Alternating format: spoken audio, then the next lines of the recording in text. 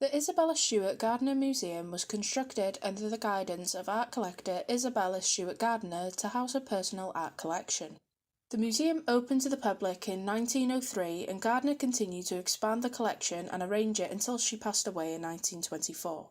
She left the museum with a $3.6 million endowment, and her will stipulated that the arrangement of her artwork should not be altered and that no items were to be sold from or purchased into the collection. By the 1980s, the museum was running low on funds. The financial strain left the museum in poor condition. It lacked a climate control system and an insurance policy and was in need of basic building maintenance. After the FBI uncovered a plot by Boston criminals to rob the museum in 1982, the museum allocated funds to improve security. Among these improvements were 60 infrared motion detectors and a closed-circuit television system consisting of 4 cameras placed around the building's perimeter. No cameras had been installed inside the museum as its board of trustees considered the cost prohibitive, but additional security guards were hired. Despite these security improvements, the only manner in which guards could summon police to the museum was by pressing a button at the security desk. Other area museums had fail-safe systems that required night watchmen to place hourly phone calls with the police to indicate that conditions were normal. An independent consultant reviewed the museum's security operations in 1988 and determined that they were on par with most other museums but not recommended improvements. The security director at the Museum of Fine Arts in Boston also suggested security upgrades to the museum. Because of the museum's financial strain and Gardner's directive forbidding major renovations, the Board of Trustees did not approve the security enhancements. The board also denied a request from the security director for higher guard salaries in a bid to attract more qualified applicants. The museum guards were paid slightly higher than minimum wage, and the museum's security flaws were an open secret among the guards. The robbery occurred in the early hours of Sunday, the 18th of March 1990.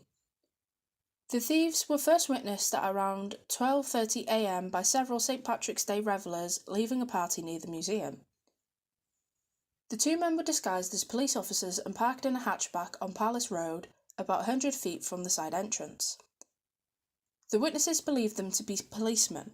The museum guards on duty that night were Rick Abath, aged 23, and Randy Headstand, aged 25. Abath was a regular night watchman, but the 18th of March was Headstand's first time on a night shift.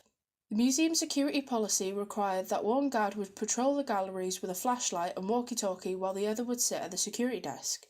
When Abath took first patrol, fire alarms sounded in several rooms, but he could not locate any fire or smoke. He returned to the security room where the fire alarm control panel indicated smoke in multiple rooms. He assumed that some type of malfunction had occurred and disabled the panel before returning to patrol. Before completing his rounds, Abath stopped at the side entrance of the museum, briefly opening the side door and shutting it again without informing Headstand. Abath returned to the security desk around 1 a.m. and Headstand assumed patrol duties. At 1:20 a.m. the thieves drove to the side entrance, parked and walked to the side door. They rang the buzzer which connected them to Abath through an intercom. They explained to Abath that they were police investigating a disturbance and that they must be admitted. Abath could see them on the closed-circuit television wearing what appeared to be police uniforms. He was not aware of any disturbance but surmised that a St. Patrick's Day reveller may have climbed over the fence, causing someone to report it to the police. Abath admitted the men in at 1:24 a.m. The thieves first entered a locked foyer that separated the side door from the museum. Abath radioed Headstand to return to the security desk. Abath noticed around this time that the taller man's moustache appeared to be fake. The shorter man told Abath that he looked familiar and that they may have a warrant for his arrest, demanding that Abath emerge from behind the desk to provide identification. Abath complied, leaving the desk that contained the museum's only panic button to alert police. The shorter man forced Abath against the wall, spread his legs and handcuffed him. Headstand walked into the room at this time, and the taller man turned him towards the wall and handcuffed him. With both guards handcuffed, the thieves revealed their true intentions to rob the museum and asked the guards not to cause any problems. The thieves wrapped duct tape around the heads and eyes of the guards. Without asking for directions, they led the guards into the basement, where the guards were handcuffed to a steam pipe and workbench. The thieves examined the guards' wallets and threatened that they knew where the guards lived and told them that if they did not inform the authorities, they would receive a reward in about a year.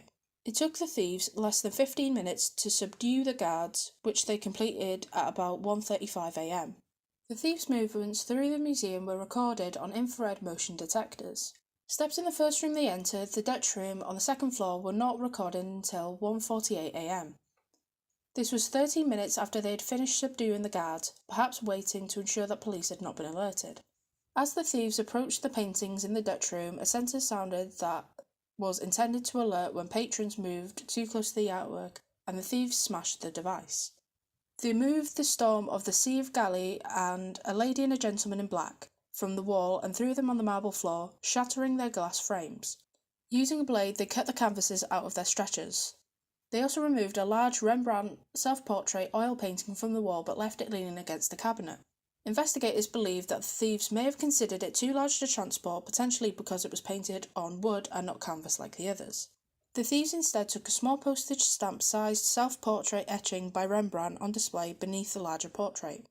On the right side of the room, they removed Landscape with Obelisk and The Concert from their frames. The final piece taken from the room was an ancient Chinese gu.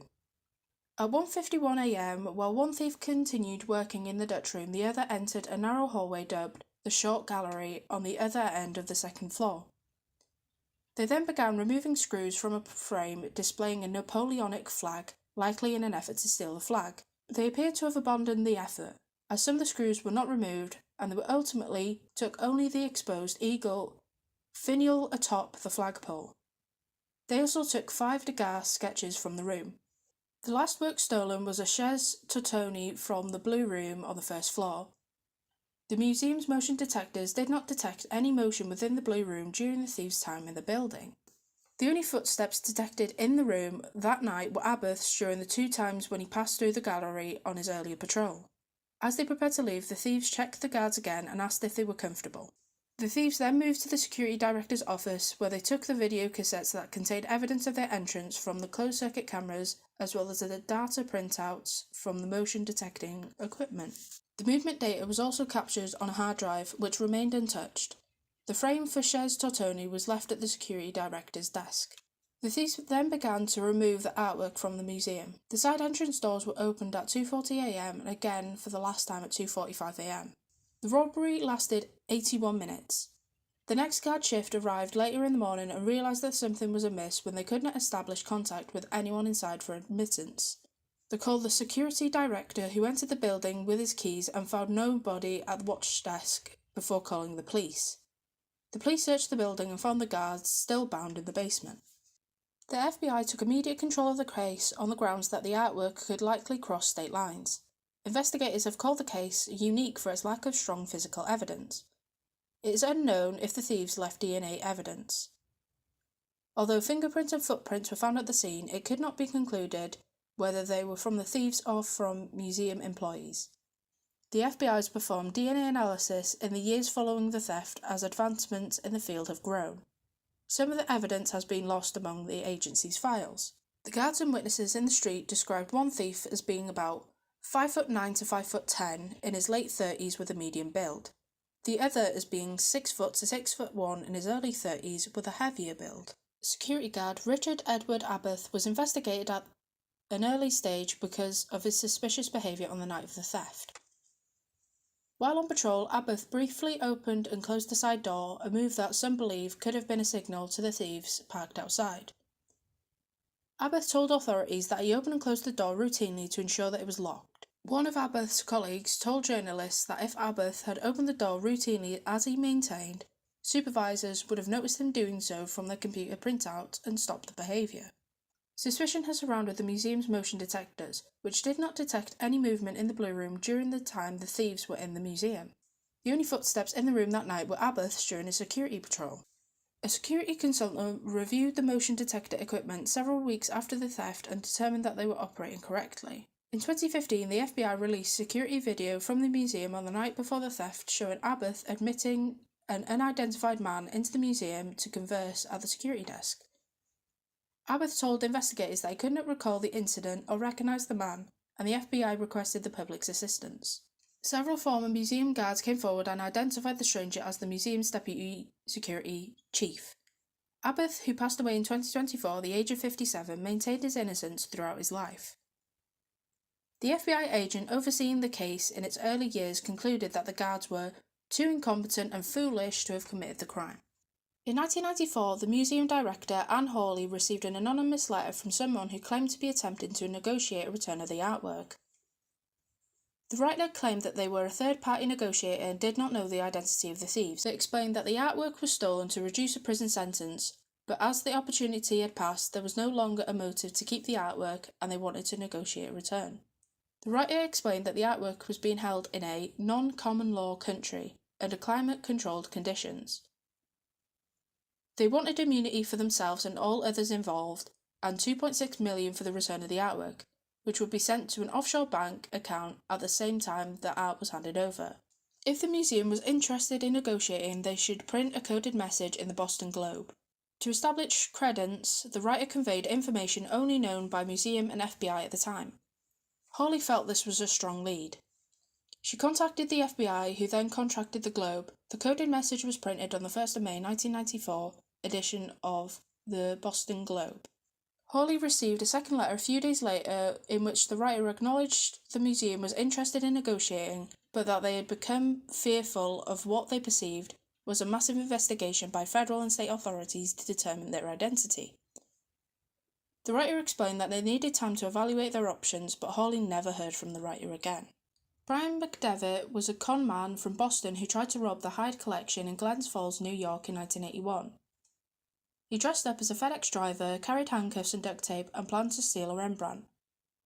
He was also known as a flag aficionado and fits the description of the larger robber except for his thinning red hair. These parallels to the Gardner case fascinated the FBI, so they interviewed him in late 1990. McDevitt denied any involvement and refused to take a polygraph test.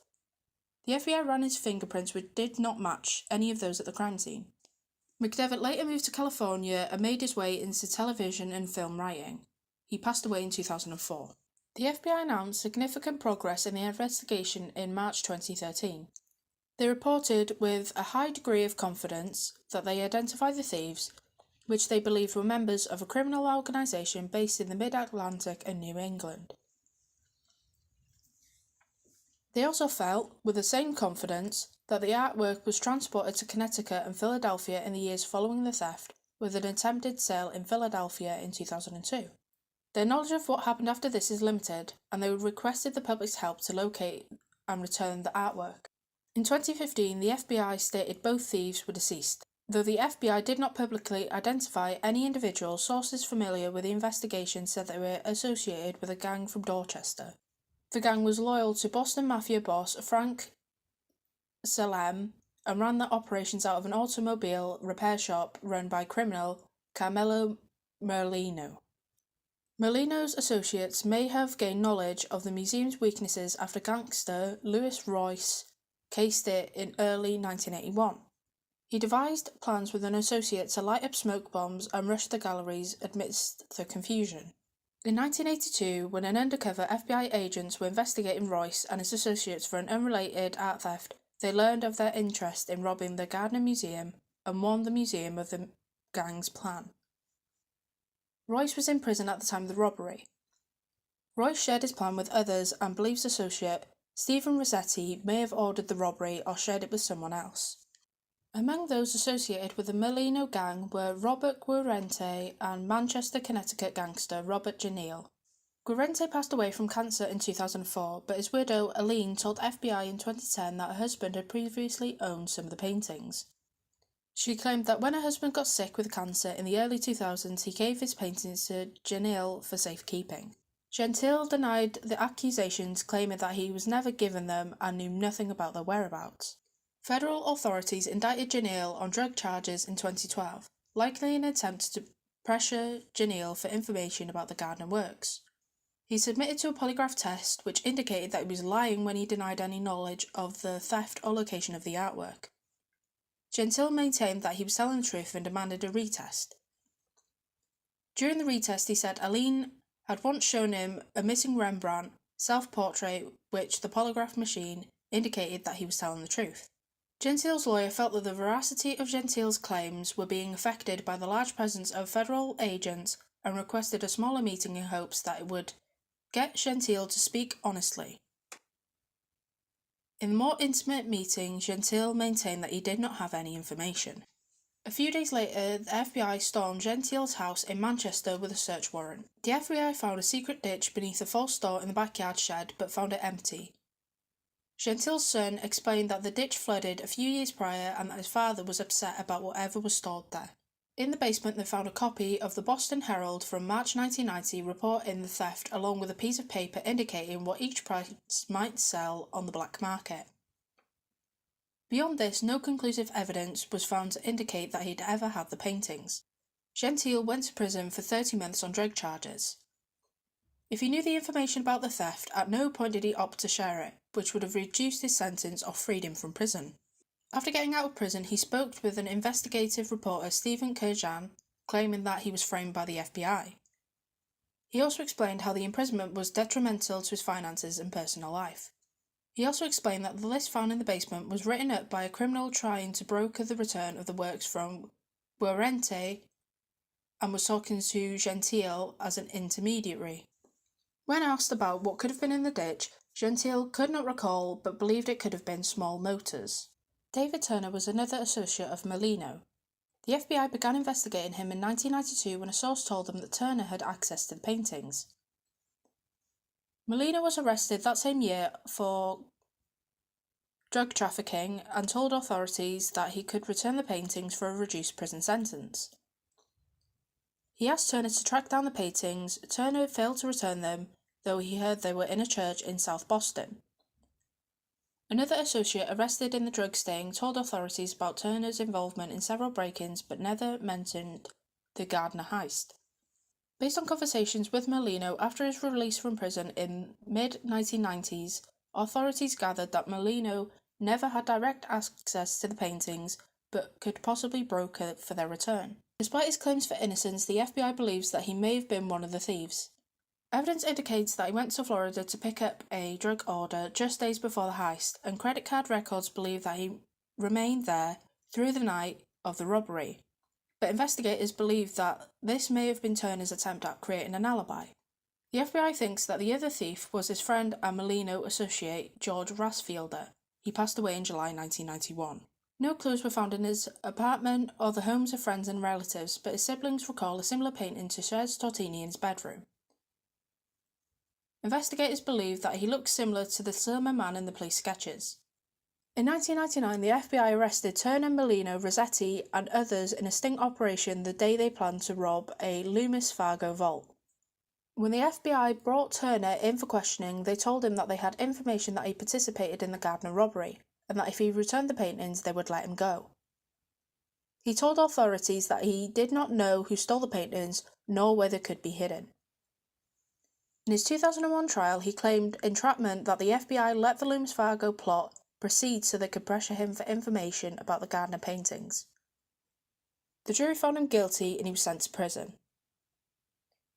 Turner knew Gentile through Guerente. In 2010, he wrote a letter to Gentile asking if he could call Turner's former girlfriend to assist in recovering the Gardner paintings. In cooperation with the FBI, Gentile spoke with Turner's girlfriend, and she told him that Turner wanted him to speak with two of his ex-convict friends in Boston. The FBI wanted Gentile to meet the men and send the FBI undercover agent with him, but Gentile did not want to cooperate further.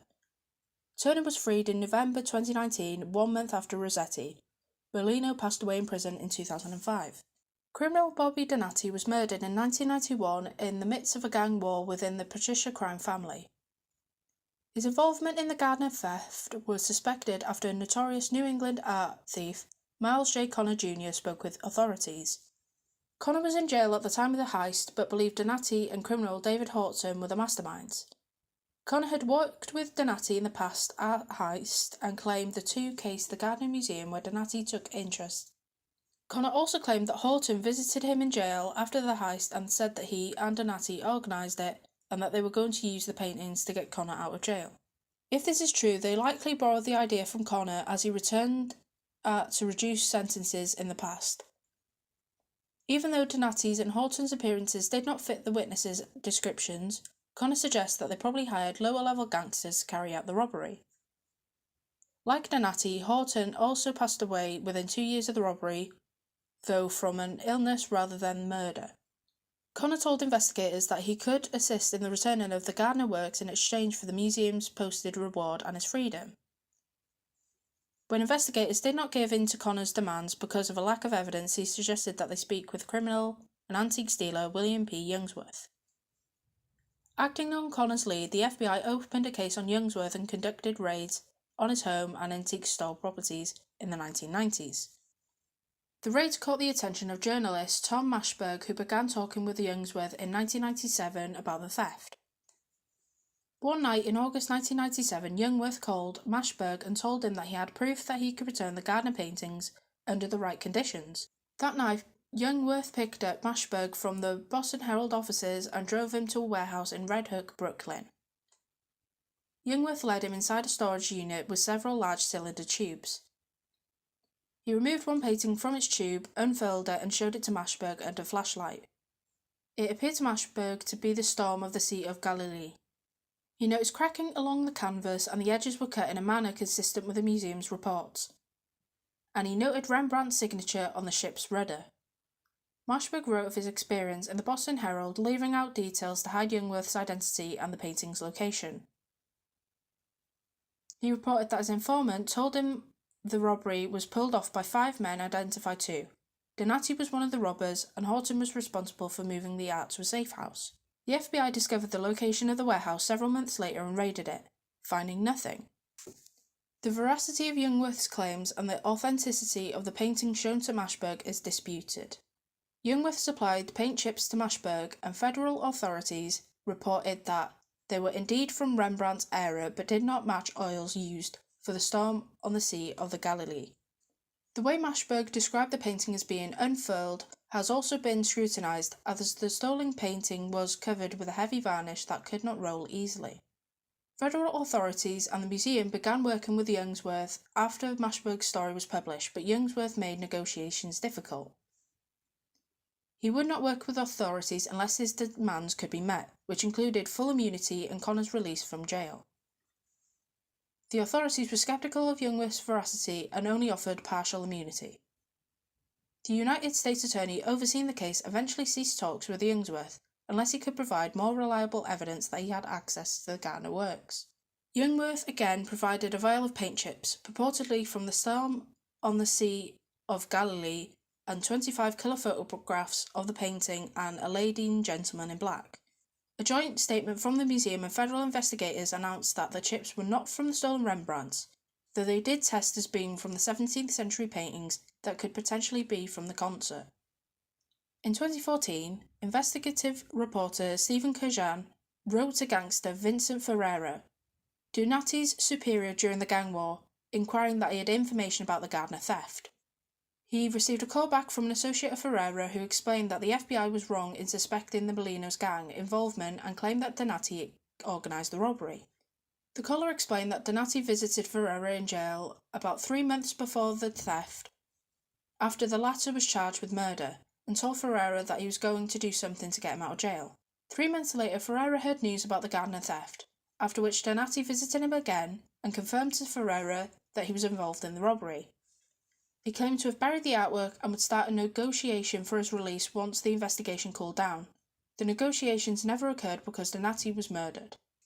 Kurjan believes Donati was motivated to free Ferreira from prison because Ferreira could protect him in a gang war. A friend of Guarente also corroborated that Donati organised the robbery and that Donati gave paintings to Guarente when he became concerned of his own safety. Donati was close friends with Guarente. The two were seen at a social club in Revere shortly before the robbery with a bag of police uniforms. Patricia Campbell Hearst is the member of the Hearst family and granddaughter of American publishing magnate William Randolph Hearst and philanthropist Phoebe Hearst. She first became known for the events following her 1974 kidnapping by the Symbionese Liberation Army. She was found and arrested 19 months after being abducted, by which time she was a fugitive wanted for serious crimes committed with members of the group. She was held in custody, and there was speculation before trial that her family's resources would enable her to avoid time in prison. At her trial, the prosecution suggested that Hearst had joined the Symbionese Liberation Army of her own volition. However, she testified that she had been outwarded and threatened with unaliving while held captive.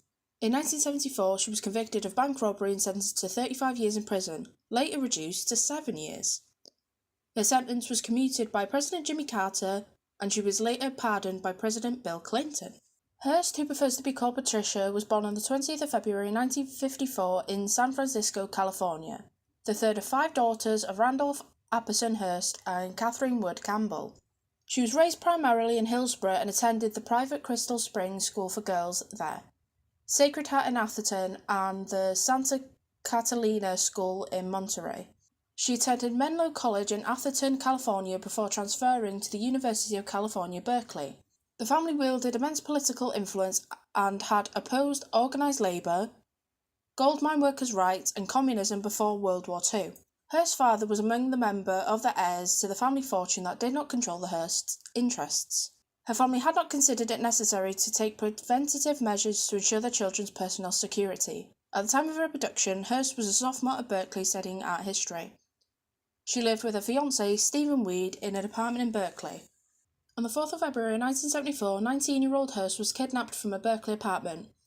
A small urban guerrilla left-wing group called the Symbionese Liberation Army claimed responsibility for the abduction. Hearst's kidnapping was partly opportunistic, as she resided near the SLA hideout. According to testimony at trial, the group's main intention was to leverage the Hearst family's political influence to free an SLA members, Russ Little and Joe Romino, who had been arrested for the November 1973 unaliving of Marcus Foster, superintendent of Oakland Public Schools. After the state refused to free them, the SLA demanded that Hearst's family distribute $70 worth of food to every needy Californian, an operation that would cost an estimated $400 million. In response, Hearst's father obtained a loan and arranged the immediate donation of $2 million worth of food for the poor of the Bay Area for 1 year in a project called People in Need. After the distribution descended into chaos, the SLA refused to release Hearst. According to Hearst's testimony at a 1976 trial, she was held for a week in a closet, blindfolded, with her hands tied. During this time, SLA founder Clinique Donald DeFries repeatedly threatened her with unaliving. She was allowed to leave the closet for meals, still blindfolded, and began to participate in the group's political discussions. She was given a flashlight for reading and SLA political tracts to memorise. Hearst was confined in the closet for weeks. She said,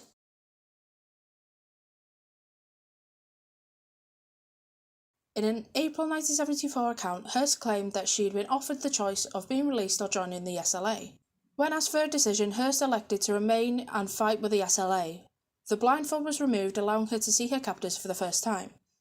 After this, she was given daily lessons on her duties, especially weapon drills. Angela Atwood told Hearst that the others wanted Hearst to share in the actual freedom among the unit. Hearst later claimed to have been outworded by William Willie Wolfe and DeFries. On the 3rd of April 1974, 2 months after she'd been abducted, Hearst announced to an audio tape released to the media that she joined the SLA and adopted the name Tanya, a tribute to Che Guevara's comrade Heidi Tamara Burke Bider. On the 15th of April 1974, Hearst was recorded on surveillance video wielding an M1 carbine while robbing the Sunset District branch of the Hibernia Bank at 1450 Noriega Street in San Francisco. Hearst, identified under the pseudonym of Tanya, yelled. 2 men entered the bank while the robbery was occurring and shot and wounded by the SLA. According to testimony at her trial, a witness thought that Hearst had been several paces behind the others when running to the getaway car. Attorney General William B. Saxby said that Hearst was a common criminal and not a reluctant participant in the bank robbery. James L. Browning Jr. said that her participation in the robbery may have been voluntary, contrasting with an earlier comment in which he said that she might have been coerced into taking part. The FBI agent heading the investigation said that the SLA members were photographed pointing guns at Hearst during the robbery. On the 16th of May 1974, the manager at Mel's Sporting Goods in Inglewood, California, observed a minor theft by William Harris, who had been shopping with his wife, Emily, while Hearst waited across the road in a van. The manager and an employee followed Harris out and confronted him. There was a scuffle and the manager restrained Harris when a pistol fell out of Harris's waistband. Hearst discharged the entire magazine of an automatic carbine into the overhead storefront, causing the manager to dive behind a light post. He tried to shoot back, but Hearst began aiming closer. Hearst and the Harris couple hijacked 2 cars and abducted the owners. One was a young man who found Hearst so pleasant that he was reluctant to report the incident. He testified at trial that heard discussing the effectiveness of cyanide-tipped bullets and repeatedly asking him if he was okay. Police had surrounded the main base of the SLA in Los Angeles before these 3 returned, so they hid elsewhere. The 6 SLA members inside the hideout died. There was an hour-long gunfight with police and 2 members were fatally shot. A fire broke out in the house in which the remainder died, but DeFries first killed himself by gunshot. It was initially thought that Hearst had died during this confrontation. Warrants were issued for the arrest of Hearst and Harris's for several felonies, including 2 counts of kidnapping. Emily Harris went to a Berkeley rally to commemorate the deaths of Angela Atwood, Solist, and DeFries, the other founding members of the SLA who had died in Los Angeles during the police siege. Harris recognised Atwood's acquaintance Kathy Celaya among the radicals who she had known from the civil rights groups. Celaya introduced the 3 fugitives to Jack Scott, an athletics reformer and radical, and he agreed to provide them with help and money. Hearst helped make improvised explosive devices. These were used in 2 unsuccessful attempts to unalive police officers during August 1975. One of the devices failed to detonate. Marked money found in the apartment where she was arrested linked Hearst to the SLA armed robbery of Crocker National Bank in Carmichael, California. She was the getaway car driver for the robbery. Myrna Usapil, a mother of 4 who was at the bank making a deposit, was shot dead by a masked Emily Harris. Hearst was potentially at risk for felony murder charges and could testify as a witness against Harris for a capital offence. On the 18th of September 1975, Hearst was arrested in San Francisco apartment with Wendy Yoshimura, another SLA member, by San Francisco Police Inspector Timothy F. Casey and his partner, Police Officer Lawrence R. Pesaro, and FBI Special Agent Thomas J. Padden and his partners, FBI agents Jason Moltron, Frank Doyle Jr., Larry Lawler, Monte Hall, Dick Vitamonte, Leo Brastinison, and Ray Campos. While being booked into jail, Hearst listed her occupation as urban guerrilla. She asked her attorney to relay the following message.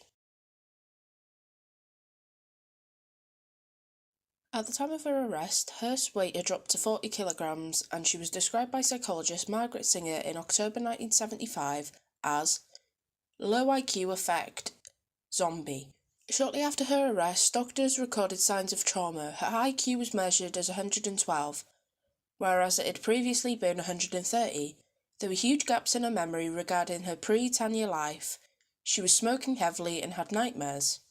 Without a mental illness or defect, a person is considered to be fully responsible for any criminal action done under duress, which is defined as a clear and present threat of death or serious injury.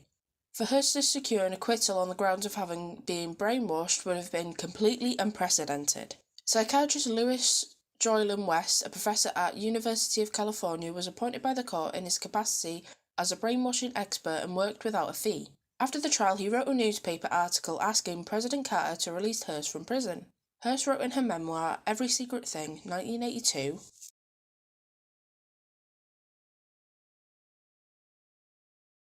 after some weeks in custody, Hearst repudiated her SLA allegiance. Her first lawyer, Terence Hallen, had advised Hearst not to talk to anyone, including psychiatrists. He advocated a judgment of involuntary intoxication that the SLA had given her drugs that affected her judgment and recollection. He was replaced by attorney F. Lee Bailey, who asserted a defence of coercion or duress affecting intent at the time of the offence. This was similar to the brainwashing defence that Hanlon had warned was not a defence in law. Hearst gave long interviews to various psychiatrists. Hearst was arraigned for the Hibernia Bank robbery. The trial commenced on the 15th of January 1976. Judge Oliver Jesse Carter ruled that Hearst's taped and written statements after the bank robbery while she was a fugitive with the SLA members were voluntary. He did not allow expert testimony that stylistic analysis indicated that the Tanya statements and writing were not wholly composed by Hearst. He permitted the prosecution to introduce statements and actions Hearst made long after the Hibernia robbery as evidence of her state of mind at the time of the robbery. Judge Carter also allowed into evidence a recording made by jail authorities of a friend jail visit with Hearst, in which Hearst used profanities and spoke of her radical and feminist beliefs but he did not allow tapes of psychiatrist Louis Joylan West's interviews of Hearst to be heard by the jury. Judge Carter was described as resting his eyes during testimony favourable to the defence by West and others. According to Hearst's testimony, her captors had demanded she appear enthusiastic during the robbery and warned that she would pay with her life for any mistake.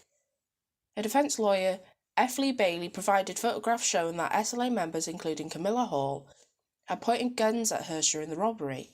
In reference to the shooting at Mel's Sporting Goods store and her decision not to escape, Hearst testified that she was instructed throughout her captivity on what to do in emergencies. She said one class in particular had a situation similar to the store manager's detention of the Harrises. Hearst testified that, testifying for prosecution, Dr. Harry Kozol said Hearst had been a rebel in search of a cause and her participation in the Hibernia robbery had been an act of free will. Prosecutor James L. Browning Jr. asked other psychiatrists testing for the prosecution, Dr. Joel Fort, if Hearst was in fear of death or great bodily injury during the robbery, to which he answered, no. Bailey angrily objected. Fort assessed Hearst as amoral and said that she had voluntarily had sex with Wolf de Vries, which Hearst denied both in court and outside. Prosecutor Browning tried to show that writings by Hearst indicated her testimony had been misinterpreted her actions with Wolf. She said that she'd been writing the SLA version of events and that she'd been punched in the face by William Harris when she refused to be more effusive about what she regarded as SA by Wolf. Judge Carter allowed testimony from the prosecution psychiatrist about Hearst's early actual experiences, although these had occurred years before her kidnapping and the bank robbery. In court, Hearst made a poor impression and appeared lethargic. An Associated Press report attributed this state to drugs she was given by jail doctors. Bailey was strongly criticised for his decision to put Hearst on the stand, then having her repeatedly decline to answer questions. According to Alan Dershowitz, Bailey was wrong-footed by the judge, who had appeared to indicate she would have Fifth Amendment privilege. The jury would not be present for some of her testimony, or would be instructed not to draw interferences on matters subsequent to the Hibernia Bank charges for which she was being tried, but he changed his mind. After a few months, Hearst provided information to the authorities, not under oath. Sworn testimony would have been used to convict her of SLA activities. A bomb exploded at Hearst Castle in February 1976. After Hearst testified that Wolf had SA'd her, Emily Harris gave a magazine interview from jail alleging that Hearst keeping the trinket given to her by Wolf was an indication that she had been in a romantic relationship with him. Hearst said that she had kept the stone carving because she thought it was a pre-Columbian artifact of archaeological significance. The prosecutor, James L. Browning Jr., used Harris's interpretation of the item. Some jurors later said that they regarded the carving which Browning waved in front of them as powerful evidence that Hearst was lying. In his closing argument, Prosecutor Browning suggested that Hearst had taken part in the bank robbery without coercion. Browning, who later became a judge, also suggested to the jury that, as the female SLA members were feminists, they would not have allowed Hearst to be R-worded. In her autobiography, Hearst expressed disappointment with what she saw as Bailey's lack of focus in the crucial end stage of her trial. She described him as having the appearance of someone with a hangover and spilling water down the front of his pants while making a disjointed closing argument. Bailey's final statement to the court was,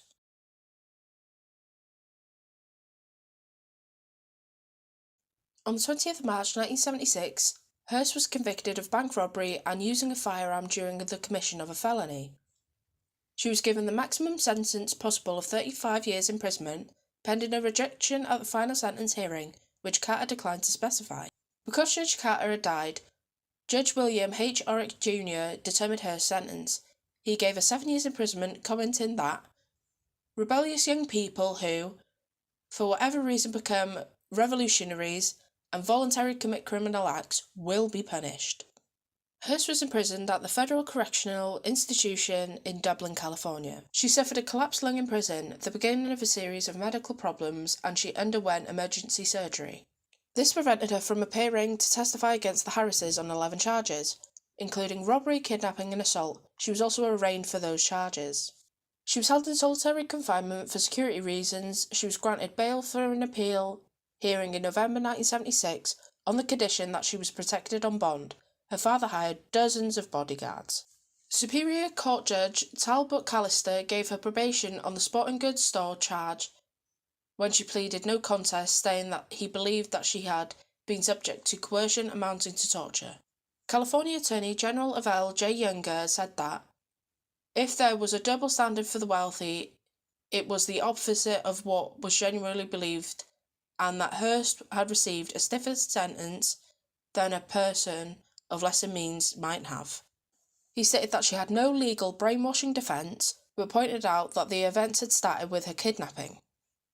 Hearst's bail was revoked on May 1978 when appeals failed and the Supreme Court declined to hear her case.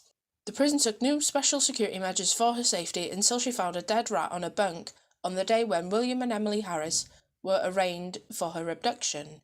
The Harrises were convicted on a simple kidnapping charge, and they were released after serving a total of 8 years each.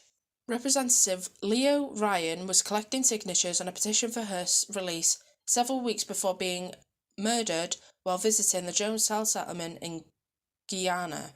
Actor John Wayne spoke after the Jonestown cult deaths, stating that people had accepted that Jim Jones had brainwashed 900 individuals into mass suicide, but could not accept that the Symbionese Liberation Army could have brainwashed a kidnapped teenage girl. President Jimmy Carter commuted Hearst's federal sentence to the 22 months served, freeing her 8 months before she was liable for her first parole hearing. Her release on the 1st of February 1979 was under stringent conditions, and she remained on probation for the state sentence with a sporting goods store plea. She recovered full civil rights when President Bill Clinton granted her a pardon on 20th of January 2001, his last day in office. 2 months after her release from prison, Hearst married Bernice Shaw, born in 1945, a policeman who was part of her security detail during her time on bail. They had 2 children, Gillian and Lydia Hearst Shaw, and her husband passed away in 2013. Hearst became involved in a foundation helping children with AIDS and was active in other charities and fundraising activities.